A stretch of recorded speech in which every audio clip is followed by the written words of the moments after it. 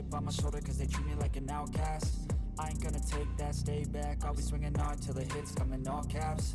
I ain't gonna lay back, pray that someone's gonna help me. Ain't nobody like that. I ain't gonna wait, that's all fact. Give me one shot and I'll never get the throne back. I'm sick of being cautious. I'ma go cause something, can't stop this. I'ma steal everybody's name, call it shoplift. Sick of hearing everyone complain when they thoughtless.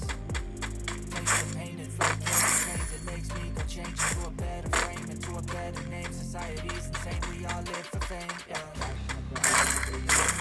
Born a rock star in the fight, gon' live it up on the attack. Baby, I'm back. I just won't get caught up.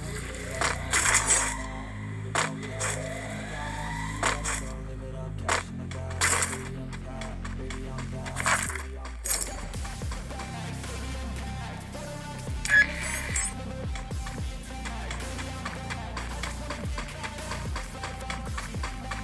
Head there.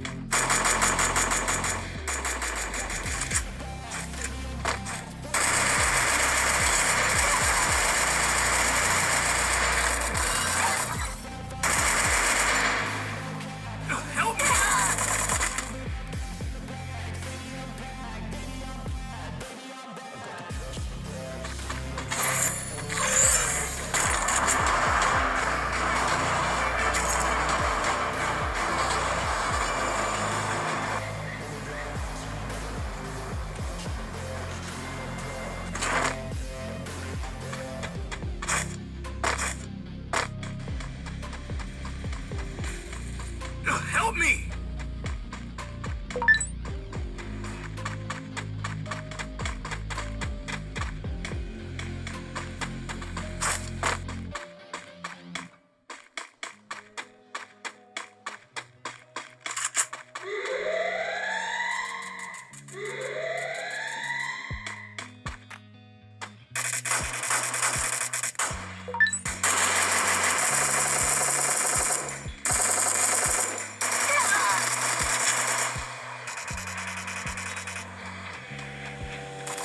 Help me!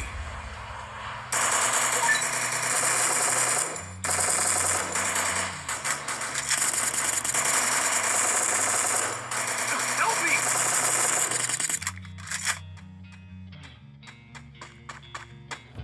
Help me!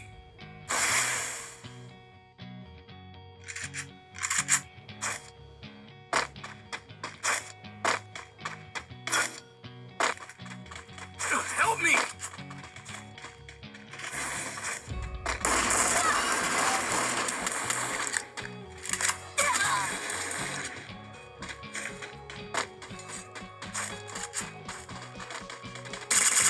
Quadra kill!